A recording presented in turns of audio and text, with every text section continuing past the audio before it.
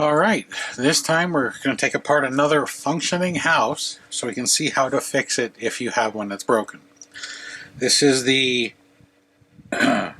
Forgotten Souls Cathedral, and I have somebody that currently has where these three skulls are, only one's lighting up. The other two are not, so either the lights are burned out or they fell out of their sockets. And this house, which is very ornate, I'm trying not to break anything. If you look in this left window down here, up at an angle on the inside, you can see, which is kind of hard in the camera because of the light from the lightning and the UV, you can actually see these three LEDs. So this house, I believe, is still a porcelain house, not a resin house. It feels like porcelain. And like I said, it's fully functional for those who haven't seen it. Here it is. Here it is with the music.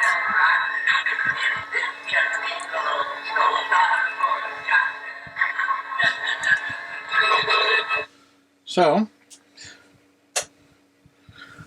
and this is what it's going to look like when it's off in light. Swamped out a little bit.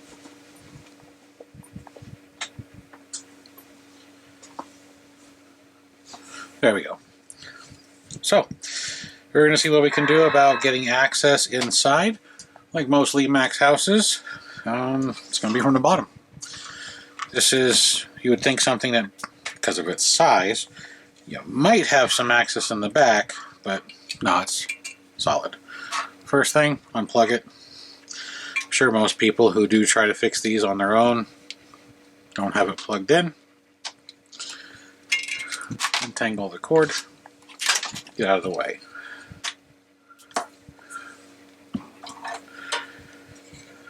So,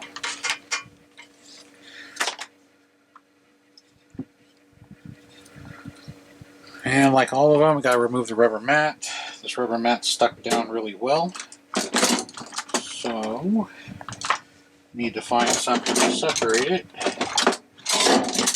There it is.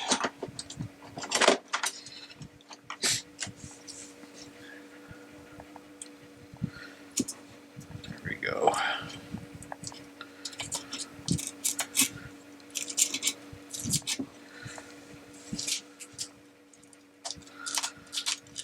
Doing it carefully, because if you look on the top, there's some lights right in here. Whoops, too far. Over in here, and here and here, and around the sides. And if you look at the bottom, as soon as you start peeling the corner, these are the wires for the lights. So you don't want to use anything sharp, like a razor knife, and risk cutting the wires. So I use a spudger. For those who don't know what a spudger is, these are normally used for opening up cell phones. You can get them on eBay. They're like $1 or $2 for, usually you get 2 in a pack. That's why I order them. Normally comes from China, and they take forever to get here now. So, talked to somebody else that said they used guitar picks. I don't know how good they would be. Also, there's not a lot to grab onto, whereas this, you can cup your hand. So I'm going to go ahead and get this peeled, and then as soon as I get it open, we'll be right back. So you don't have to watch me for the next 5 minutes peeling the mat off. Okay, we're back. I was doing pretty good, and then the mat tore, which is fine. I was going to keep the original, but I'll just replace it with a new piece of foam. So, let's see if I can set it on its points carefully. And when it tore, it opened access to the bottom. This kind of works like a hinge. Kind of nice. You can see inside, the circuit board is loose. I don't know if they're all like that. You can see all the little wonderful components, and then a rat's nest of wires. So, let's try and get this rat's nest out of the way.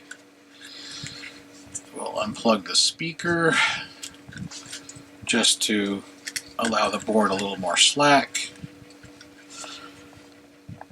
And what do we got inside?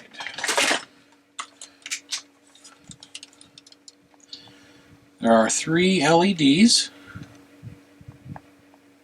that are pushed through and then soldered, and then the eyes on the front are also pushed through. So it is possible they fell out, or it's possible that the solder joints broke. I'm going to try and get this visible on the camera. I'm going to probably just lift the house up to it after I stop knocking stuff over.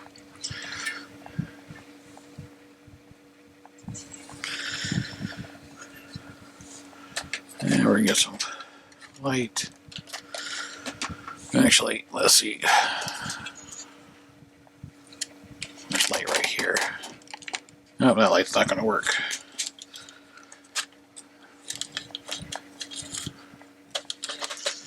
Maybe I should tear this piece off so it stops flopping.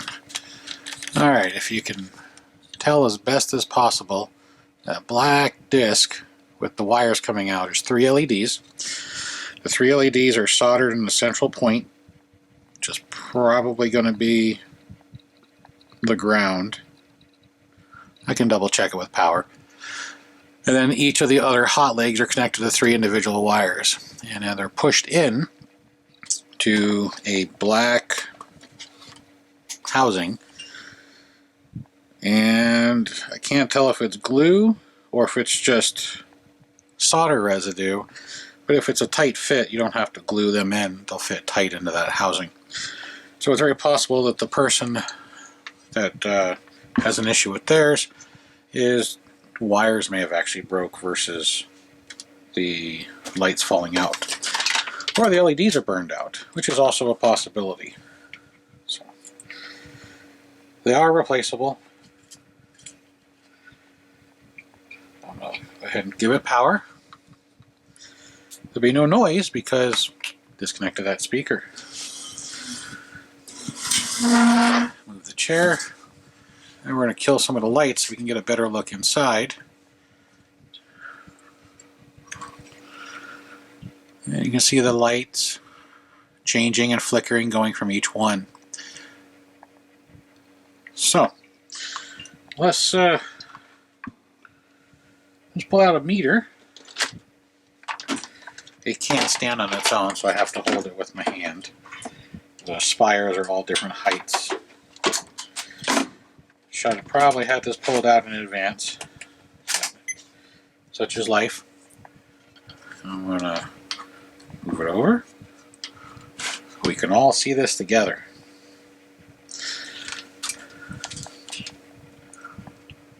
What I'm going to do... Oh, hey, the little volume box takes up the missing height. Nice. I'm going to test the power downside there. I'm going to see if the center pin that they're all tied to is hot or ground, and then I'm going to let you know.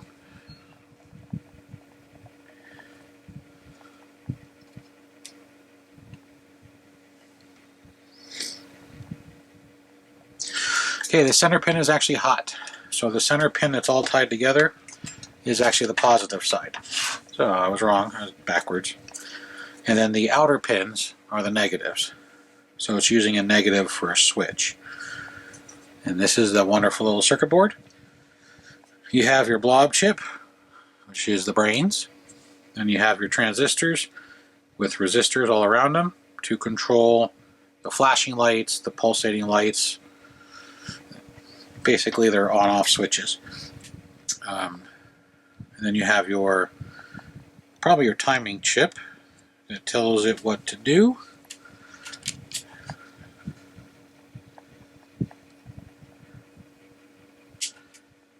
And you have a couple of capacitors on there as well. This one works. I'm not going to sit here and test everything like I did on the previous one because the problem isn't a bad circuit board. It's a bad set of lights. So if you need to open this to get to those lights, you can use a heat gun and a spudger. I used a heat gun, which I think is what caused this to break here. and that's why the door or the access panel broke free, is I think when I was trying to heat the glue up here, it caused this to get too soft. I said I'm not too worried about the mat myself. If you're going to try and replace the lights, you're going to need some long needle nose pliers. These are ones I use for a lot of the houses because they're extra long and they're double jointed so you can get in further. I turned the power off and I'm going to go ahead and unplug it. And I'm going to see if any of these lights come out. Carefully, of course. Again, this house works and I prefer not to break it.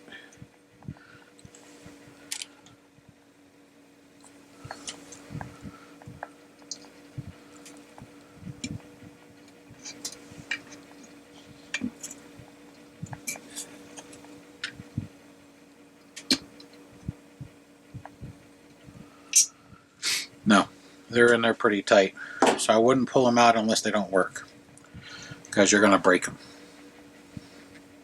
So, to test the lights, trace the wires back. As you can tell, they're color-coded.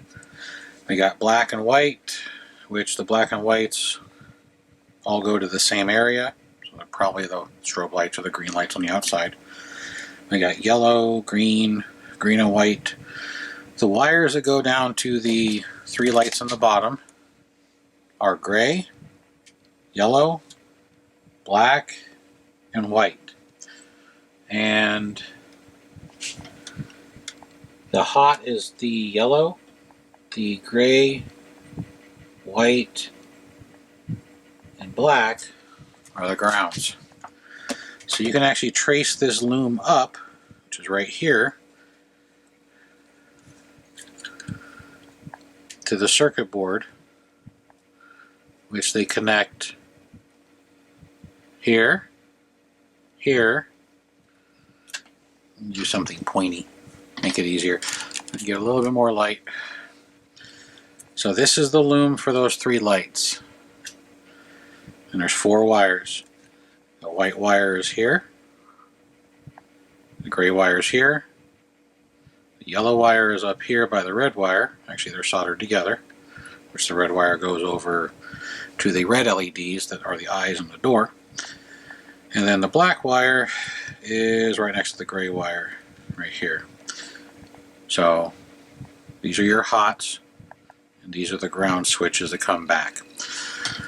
So what you can do is see if maybe you got a broken solder connection, if you're losing any lights. Check the board and try and check the back. You probably want to use a meter with long probes. You can see they're a little over 1 inch. Short stubby probes may not work, like these.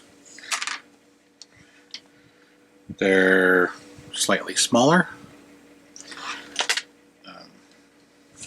You can try and use alligator clip probes. It's a very small access hole, very hard to get to.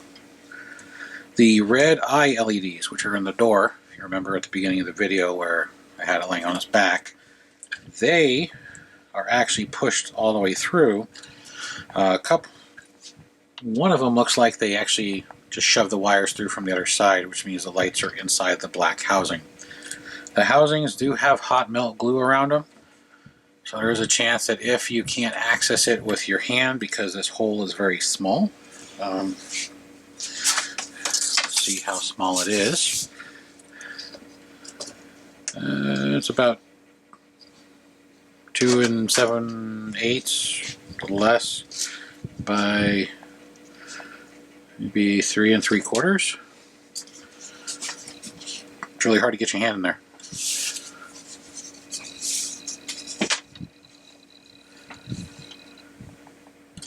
Because of where it is and it's hot melt glue, you can try and get in there with a screwdriver, a longer one, or if you have a long pick, you can try and scrape the glue off to free the housing up. If that doesn't work, I'd recommend a a heat pen, or like this, because it fits inside and put it at a low temperature. A heat gun, being fat, is going to generate a lot of heat inside causing things you don't want to delaminate, and you risk burning these wires. And as you can see, there's a lot of them. So yeah, this isn't the most accessible house because of its narrow access point. But the lights up here are replaceable. You can see these lights would be replaceable. You can push them through. There's dabs of glue, break the glue free, whether it be just chipping it off because it is hot melt glue and over time it gets brittle, especially since this house is 10 years old now. Or you can use a heat gun to free them up. But as far as lights on the inside go, I know it's not plugged in. This is just so I can flip it over.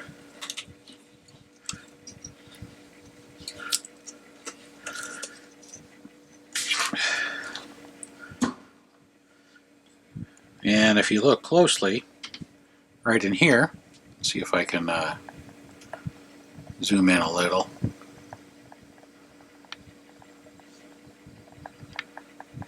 You also have glue on the outside, at least on mine. Every house is going to be different. So you can try and chip some of this away to get this housing, this puck, to push through. This also is its own housing right here to push through, so you can replace the 3 LEDs that are inside there.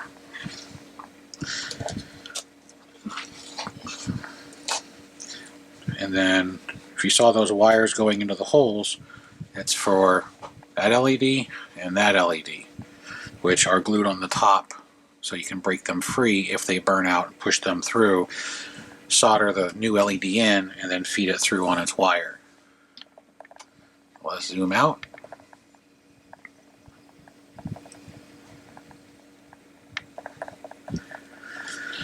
It's a pretty simple house. There's no animatronics, which makes life a little easier.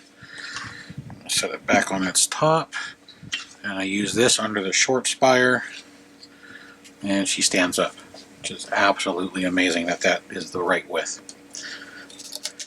So I'm not a big fan of just having the loose circuit board, but I understand there's nothing inside for it to smash against an arc unless one of the wires breaks. And it's not like you're taking this house and moving it around a lot. Once most people set them, they stay in place or they get put back in their box.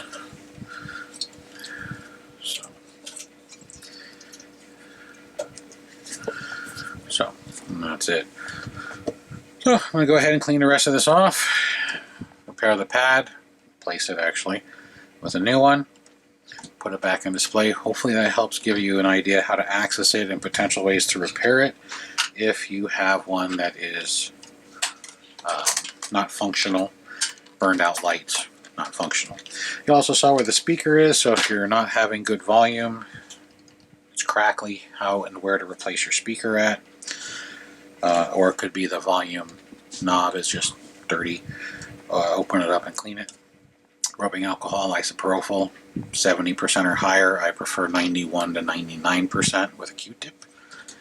Leaves less likely to leave a residue, whereas a 70% is more likely because that 30% of non-alcohol doesn't evaporate 100%. So, but to access this specific house, you just got to peel the bottom off. Be aware that it's probably going to come off in pieces. And then you just got to open this little access panel to get inside to get to your speaker and circuit board and wiring. Hopefully this will assist anybody who is working on or needs to work on this specific piece from Lemax with its LED issue.